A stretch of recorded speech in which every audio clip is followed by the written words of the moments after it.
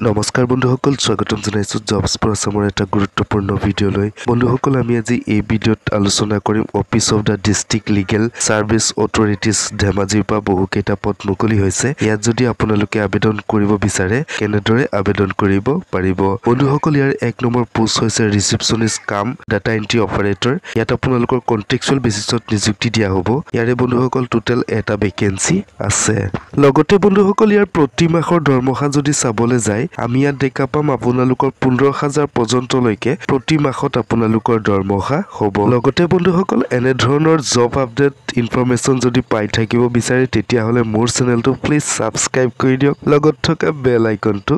দবাই দিয়ক বন্ধুসকল ইয়াৰ education qualification যদি চাবলৈ যায় আমি ইয়াত দেখা পাম আপোনালোকে গ্ৰেজুৱেচন কমপ্লিট কৰিব লাগিব লগতে আপোনালোকৰ excellent verbal and written communication skill ভাল থাকিব লাগিব এণ্ড আপোনালোকৰ ৱৰ্ড এণ্ড ডাটা প্ৰসেসিংত এবিলিটি থাকিব লাগিব লগতে good typing skill and telecommunication সিস্টেমত কাম কৰিব পৰা হ'ব লাগিব যেনে টেলিফোন ফেক্স মেচিন বা সুইচ বোৰ্ড ইত্যাদিত আপোনালোকে কাম কৰিব জানিব লাগিব তেতিয়াহে ইয়াত আপোনালোকে আবেদন কৰিব পাৰিব ইয়াত আপোনালোকৰ ওয়াৰ্ক ইন্টাৰভিউ বা বাইবা ভয়েস এণ্ড আপোনালোকৰ কম্পিউটাৰ স্কিল টেষ্ট অনুষ্ঠিত কৰা হ'ব লগতে বন্ধুসকল ইয়াত যদি আপোনালোকে বাইবা ভয়েস এণ্ড কম্পিউটাৰ স্কিলত যদি উত্তীৰ্ণ হয় তেতিয়া হলে আপোনালোকক ইয়াক এবছৰ কাৰণে কন্টেক্সুৱেল বেচিছত নিযুক্তি কৰা হ'ব লগতে বন্ধুসকল ইয়াৰ বয়সৰ সীমা যদি চাবলৈ যায় আমি ইয়াত দেখা পাম আপোনালোকৰ 18 বছৰ বয়সৰ পৰা 40 বছৰ বয়সৰ ভিতৰত যদি আপোনালোকৰ বয়স হয় আবেদন জনাব পাৰিব লগতে বন্ধুসকল ইয়াত এজ ৰিলেক্সিবল দিয়া আছে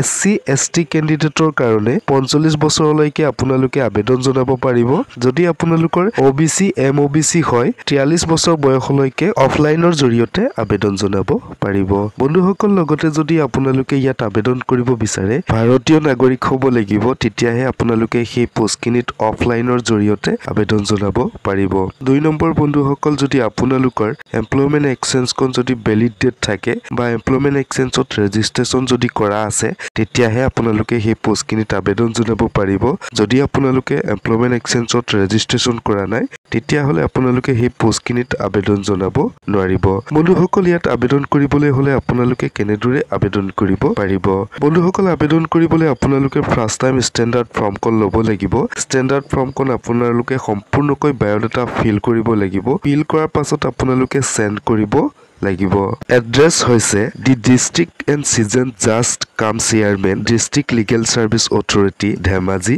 pin 787057 Assam district Dhemaji so বন্ধুসকল ইয়াৰে লাষ্ট ডেট যদি চাবলৈ যায় আপোনালোকৰ 23 জুলাই 2024 তাৰিখৰ পৰ্যন্তলৈকে অফলাইনৰ জৰিয়তে আবেদন জনাব পাৰিব বন্ধুসকল যদি আপোনালোকে অফিচিয়েল নোটিফিকেশনখন যদি চাব বিচাৰে মোৰ ভিডিও ডেসক্ৰিপচনতে লিংক দিয়া আছে তাত গৈ আপোনালোকে অফিচিয়েল নোটিফিকেশন কোন চাব পাৰিব সো বন্ধুসকল আজিৰ ভিডিওটি ইমানখিনিয়ে মই আপোনালোকক ইনফৰমেশন কিনি দিলো যদি ভিডিওটো চাই ভাল লাগিলে প্লিজ লাইক কৰি দিয়ক শেয়াৰ কৰি দিয়ক লগতে বন্ধুসকল কমেন্ট কৰি জনাব ইনফৰমেশনটো পাই কেনেকুৱা পালে ধন্যবাদ